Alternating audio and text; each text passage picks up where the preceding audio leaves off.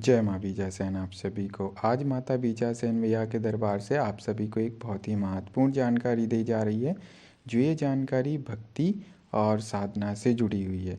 क्या होता है, कई बार हम माता भगवती की या जो भी हमारे इष्ट रहते हैं या जिन भी शक्ति की हम साधना करना चाहते हैं, भक्ति करना चाहते हैं, उनके प्रति हमारे लिए बहुत तीव्रता के साथ हमारे अंदर भक्ति करने के लिए इच्छा घटित होती है। हम चाहते हैं कि हम माता रानी की बहुत अधिक भक्ति करें, उनकी साधना करें, उनका हवन करें। तो इस तरीके की जो स्थिति होती है हमारे अंदर बहुत तीव्रता के साथ घटित होती है, लेकिन पहले ही पल में हमें ये स्थिति हमारे मस्तिष्क में थॉट के माध्यम से उभर रही होती है, लेकिन दूसरे ही पल हमारा विचार नेगेटिव होने लग जाता है। हमें ऐसा लगता है कि कौन करे भक्ति, कौन साधना में इतने घंटों तक बैठेगा, कौन हवन करेगा। इस तरह से हमारा थॉट जो होता है वो गिरने लग जाता है, नेगेटिव होने लग जाता है और हमारे लिए एकदम से आलसपन आने लग जाता है। और कहीं ना कहीं फिर हम साधना करने के लिए नहीं बैठते हैं आसन पर, या फिर माता रानी के सामने भक्ति करने के लिए, उनका नाम स्मरण करने के लिए नहीं बैठते हैं, या उनका हवन करने के लिए नहीं बैठते। और भी क्या होता है, कई बार कई कई लोगों के साथ ऐसा भी होता है कि जैसे ही वो साधना भक्ति करने की कोशिश करते हैं, तो ऐसे ही उनके घर में अचानक से लड़ाई झगड़ा होने लग जाता है, या फिर अनावश्यक तरीके से उस व्यक्ति के जीवन में ऐसा काम उभर के आ जाएगा जो काम उसने सोचा भी नहीं होगा, अचानक से उसके लिए वो काम आ जाएगा। या फिर हो सकता है व्यक्ति अचानक से बीमार हो जाता है। तो इस तरीके की जो स्थितियाँ होती हैं, इस तरीके के जो कारण होते हैं, वो क्यों होते हैं, तो आज हम आप लोगों के लिए इस वीडियो में यही महत्वपूर्ण जानकारी देने वाले हैं। क्योंकि ऐसी समस्या बहुत सारे लोगों के साथ होती है, अनगिनत लोगों के साथ होती है। हमारे पास हर दिन बहुत सारे ऐसे कॉल आते हैं, तो वो यही सब पूछते हैं कि गुरुजी हम क्या करें कि हमारे साथ में ऐसी स्थितियां हो रही हैं कि हम जब भी भक्ति करने की कोशिश करते हैं, पूजा पाठ करने की कोशिश करते हैं, हमारे अंदर बहुत अधिक तीव्रता के साथ भक्ति करने की चाह उत्पन्न होती है, लेकिन दूसरे ही पल हम नेगेटिव होने लग जाते हैं। हमें ऐसा लगता है अचानक से कि नहीं, भक्ति नहीं करना है। अचानक से नेगेटिव थॉट आने लग जाते, आलसपन आने लग जाता है, शरीर थका थका सा होने लग जाता है, जैसे कि हमारे शरीर में कोई ऊर्जा ही नहीं। तो ये सब क्यों होता है गुरुजी, हम क्या करें, ऐसा लोग हमसे बार बार पूछते हैं। तो आज उन सब के प्रश्नों पर हम जवाब देने वाले हैं इस वीडियो में। तो आप लोग इस वीडियो को अवश्य देख लीजिएगा और ये वीडियो आप लोग पूरा देखिएगा, ताकि आप लोगों को जानकारी समझ में आ सके कि ये सारी समस्याएं क्यों होती हैं आपके साथ में। तब हम आप सभी को बता देते हैं कि ये जो भी जितनी भी हमने समस्या आप सभी को बताई हुई हैं, ये सारी समस्या नकारात्मक ऊर्जाओं की वजह से होती हैं, जिसे हम भूत प्रेत कहते हैं, नेगेटिव एनर्जी कहते हैं। ये सारी समस्याएं, ये सारी नकारात्मक शक्तियां ही आपको देती हैं। अगर आपके साथ में अधिक नकारात्मक शक्तियां जुड़ी होती हैं, इस वजह से ये सारी समस्याएं आपके साथ में हो रही होती, क्या होता है कि जो नकारात्मक शक्तियां होती हैं वो आपके थॉट को कंट्रोल कर लेती हैं, आपके मस्तिष्क के माध्यम से आपके विचारों को कंट्रोल कर रही होती हैं वो नकारात्मक शक्तियाँ, जिससे आपके अंदर जैसी अधिक तीव्रता के साथ भक्ति करने की चाह उत्पन्न होती है, साधना करने की चाह उत्पन्न होती है, वैसे ही वो एक्टिव हो जाती हैं। वो नकारात्मक शक्तियों को पता चल जाता है कि ये व्यक्ति अब भक्ति करने वाला है, साधना करने वाला है, जिससे हमारे लिए तकलीफ हो सकती है, हमें समस्या हो सकती है, या फिर इस व्यक्ति को हमें छोड़ के जाना पड़ेगा।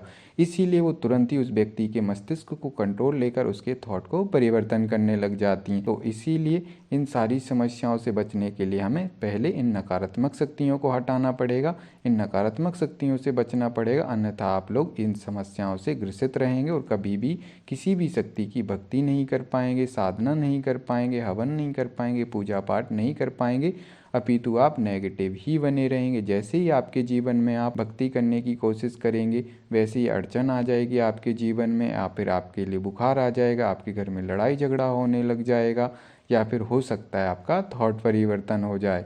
तो इस तरीके की जो समस्याएं होती हैं, ये सारी समस्याएं नकारात्मक शक्तियां आपको दे रही होती हैं। तो इन सब से बचने के लिए हमें अपने इष्ट की ऊर्जा को मजबूत करना पड़ेगा। जैसा कि हम कई सारी वीडियो में बता चुके हैं कि जो इष्ट की ऊर्जा होती है वही हमारे लिए साधनात्मक क्षेत्र में उन्नति दिला सकती है, हमारे हर क्षेत्र में हमें उन्नति दिला सकती, चाहे वो साधनात्मक क्षेत्र हो, चाहे व्यवहारिक क्षेत्र हो। आप हर क्षेत्र में अपनी इष्ट की ऊर्जा के माध्यम से उन्नति कर सकते हैं, बिना कोई रुकावट के, बिना कोई समस्या के। लेकिन हमें अपने इष्ट के ऊपर पूर्ण रूप से विश्वास होना चाहिए। इष्ट की भक्ति हमारी निस्वार्थ भाव की होना चाहिए। अगर आप निस्वार्थ भाव से भक्ति नहीं भी करते हैं पर सच्ची भक्ति आपकी होना चाहिए तो आपकी इष्ट ऊर्जा आपका साथ अवश्य देगी।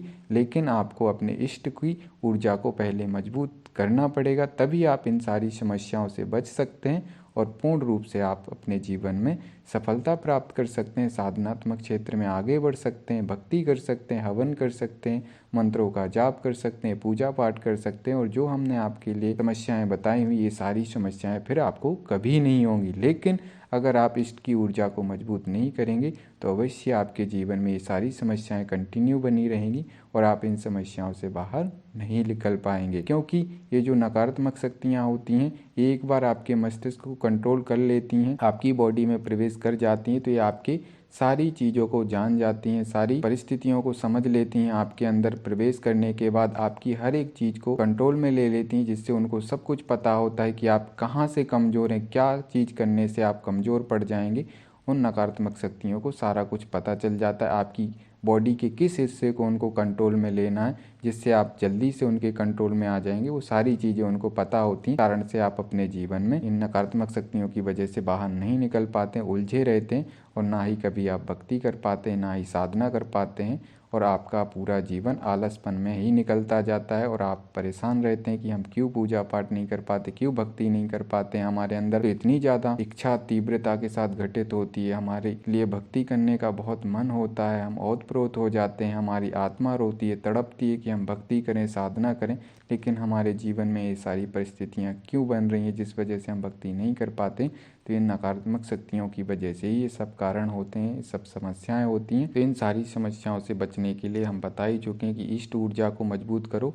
तो हम आप सभी को बताते हैं कि इष्ट ऊर्जा को कैसे आप लोग मजबूत कर सकते हैं। तो इष्ट ऊर्जा को मजबूत करने के लिए सबसे पहले तो आपके पास आपके इष्ट का मंत्र होना चाहिए। अगर आपके पास आपके इष्ट का मंत्र भी नहीं है तो आपके पास आपके इष्ट का नाम तो है ही है, तो आप लोग कंटिन्यू अपने इष्ट का नाम भी उच्चारण कर सकते हैं। अब उच्चारण कैसे करना है आपके लिए, करना क्या है, आप लोग सुबह 2 घंटे, शाम को 2 घंटे या अपने अनुसार आप लोग एक टाइम फिक्स कर सकते हैं कि हम कितना अपने इष्ट का मंत्र या उनका नाम कितना जप कर सकते हैं, वो आप लोग टाइम फिक्स करें। और टाइम आपको कम से कम तो 1 घंटे का फिक्स करना पड़ेगा, इससे कम नहीं करना है। सुबह 1 घंटे तो शाम को 1 घंटे, और अगर इससे ज़्यादा आप लोग कर सकते हैं तो सर्वोत्तम है, लेकिन इससे कम नहीं होना चाहिए। क्योंकि लोग क्या करते हैं कि 5 मिनट अपने इष्ट का ध्यान करते हैं, इष्ट का मंत्र जाप करते हैं और फिर कहते हैं कि हमारे जीवन में परिवर्तन क्यों नहीं हो रहा है। इतना करने से आपके जीवन में कभी भी परिवर्तन नहीं होगा।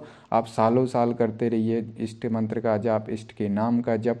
इसी तरीके से लोग गुरु मंत्र जाप करा करते हैं, एक माला जप कर लिया और कहते हैं कि फिर हमारे जीवन में परिवर्तन नहीं हो रहा। ऐसे कुछ नहीं होगा। आप लोग खुद समझदार हैं कि अगर आप अपने अकाउंट में एक एक रुपये अगर जमा करेंगे और आपको 1 लाख रुपए जमा करना है अपने अकाउंट में, तो आप लोग खुद समझदार हैं कि एक एक रुपये से 1 लाख जमा करने में आपको कितना टाइम लग जाएगा। लेकिन अगर वही 1 लाख जमा आपको करना है और हर दिन का आप 1,000 रुपये जमा कर रहे हैं तो आपको कितना कम टाइम लगेगा। तो यही इस मंत्र जप में रहता है, इष्ट नाम जप में रहता है। अगर आप जितना ज़्यादा से ज़्यादा अपने इष्ट का नाम जप करेंगे, इष्ट के मंत्र का जाप करेंगे, उतना ज़्यादा आपके जीवन में जल्दी से जल्दी परिवर्तन होगा। लेकिन अगर आप एक माला जाप करेंगे तो जितना कम जाप करेंगे उतना ज़्यादा आपको अपने जीवन में परिवर्तन लाने के लिए समय लग जाएगा, उतना ही ज़्यादा आपके लिए समस्याओं से जूझना पड़ेगा और वो समस्याएं कंटिन्यू आपके जीवन में बनी रहें। क्योंकि 1 माला 5 माला का फल आपके जीवन में एक दिन का ही आपके लिए मिल पाएगा, क्योंकि एक दिन में हम ना जाने कितने प्रकार के पाप गलतियां कर देते हैं जो वहीं के वहीं आपका वो जप की ऊर्जा वहीं के वहीं नाश हो जाती है, नष्ट हो जाती है। वो कहीं भी आपके जीवन में आगे नहीं आ पाती है, आपके जीवन में समस्याओं को हटाने के लिए काम में नहीं आ पाती। इसलिए हमें अपने इष्ट का मंत्र, गुरु मंत्र या फिर जो भी मंत्र का हम शक्तियों के जाप करते हैं उन मंत्रों का हमें अधिक से अधिक जाप करना चाहिए, अधिक से अधिक हवन करना चाहिए, तभी हम अपने जीवन में परिवर्तन ला सकते हैं। तो हमारे कहने का तात्पर्य यही है कि आप अपने इष्ट के मंत्र का सुबह शाम बिना साधनात्मक तरीके से आप लोग कर सकते हैं। ये जरूरी नहीं कि आप लोग साधनात्मक तरीके से ही करें, बस आप लोग पूर्ण नियम के साथ करें, सुबह शाम करें, कंटिन्यू 1-1 घंटे करें, पर इससे कम नहीं होना चाहिए।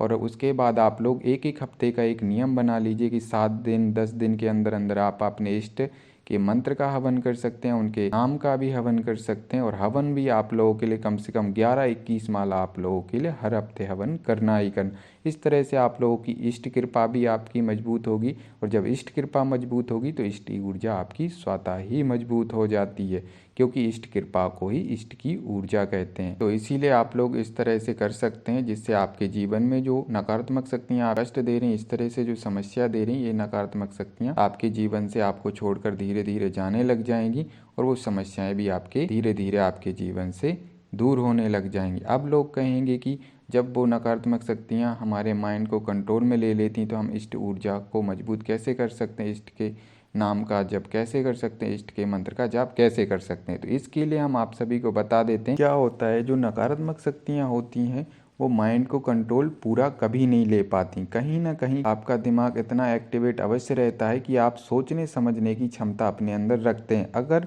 हमने जो भी संकेत, जो भी समस्याएं बताई हुई हैं, जैसे कि माइंड को कंट्रोल में ले लेना, जैसे ही आप पूजा पाठ करते हैं वैसे ही आपका थॉट परिवर्तन हो जाता है, आपकी बीमारी, आपके लिए थकावट महसूस होती है, आपको बुखार आ जाता है। अगर इस तरीके से कोई भी समस्या हो रही तो आप लोग इस चीज़ से बिल्कुल आसानी से समझ सकते हैं कि आपके साथ में कोई नकारात्मक शक्ति जुड़ी हो, एक नहीं अधिक नकारात्मक शक्तियाँ जुड़ी हुई। तो ऐसी स्थिति में जैसे ही आपका माइंड कंट्रोल हो रहा है, जैसे ही आपका थॉट परिवर्तन हो रहा है, वैसे ही आपको तुरंत और अधिक जाप करना है, और मंत्रों का अधिक से अधिक जाप करना है, अपने इष्ट का और अधिक से अधिक नाम लेना है। तो ऐसी स्थिति में वो नकारात्मक शक्तियाँ कमज़ोर पड़ने लग जाती हैं और अपने इष्ट की ऊर्जा मजबूत होने लग जाती है, जिससे वो नकारात्मक शक्तियाँ धीरे धीरे करके आपके शरीर को छोड़कर, आपके मस्तिष्क को छोड़कर जाने लग जाती हैं, क्योंकि वो समझ जाती हैं कि ये व्यक्ति का मस्तिष्क अब एक्टिवेट होने लग गया है, जिस वजह से वो नकारात्मक शक्तियाँ स्वतः ही छोड़ के जाने लग जाती हैं। और जैसे ही आप अधिक से अधिक जाप करते हैं तो हमारे चारों तरफ हमारे इष्ट की ऊर्जा फैलने लग जाती, इष्ट ऊर्जा की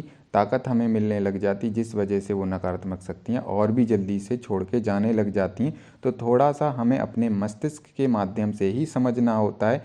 अगर इस तरीके की स्थितियाँ हो रही हैं तब हमारे लिए खुद को अपने अंदर से मजबूत करना होता है। इस तरह से मजबूत करना होता है कि अगर हमें ठंड लग रही है तब भी हमारे लिए उस ठंड को ना देखते हुए हमें बैठकर मंत्रों का जाप करना चाहिए। अगर आप थोड़ा सा भी आलस पकड़ लोगे तो वो नकारात्मक शक्तियाँ उसी आलस को अपनी कमजोरी बना लेती हैं, क्योंकि उनको लिए आपकी कमजोरी पकड़ना है, ना कि कोई अन्य चीज़। आप जिस चीज़ से कमज़ोर होंगे वो उसी चीज़ पर अटैक करती हैं, आप जिस चीज़ से डरते होंगे उसी चीज़ पे अटैक करती हैं। आप अगर थॉट से, विचारों से कमज़ोर हैं तो वो आपको विचारों के माध्यम से परेशान करेंगी।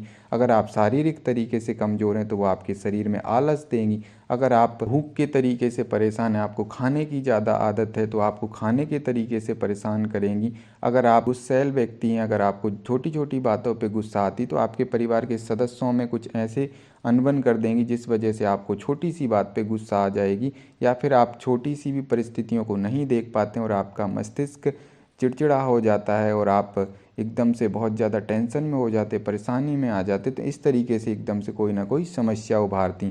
तो इसीलिए इन चीज़ों में हमें पहले मजबूती लानी पड़ेगी। जहाँ से भी हम कमज़ोर हैं उस जगह पर हमें अपने आप को फोकस रखना होगा, क्योंकि वो नकारात्मक शक्तियों का क्या होता है कि वो आपकी कमज़ोरी पकड़ कर ही आपको गिराती हैं। तो आप लोग बहुत गहराई पूर्वक इस वीडियो के माध्यम से समझ गए होंगे कि कहाँ पर हमें मजबूती रखनी है, कहाँ पर हमें किस तरीके से क्या करना है, जिससे हम अपनी भक्ति कर सकें, साधनाएं कर सकें, अपने जीवन में हम बहुत बहुत प्रकार से तरक्की कर सकें। तो इस वीडियो के माध्यम से आप लोगों को बहुत आसानी पूर्वक सारी चीज़ें समझ में आ गई होंगी। जिन लोगों के भी प्रश्न थे कि गुरुजी हम भक्ति नहीं कर पाते, साधना नहीं कर पाते, कहीं ना कहीं इस प्रकार की हमें समस्याएं होती रहती, जैसा कि हम बता चुके हैं। तो अब आप लोगों को इस वीडियो के माध्यम से आप लोगों के जवाब मिल गए होंगे।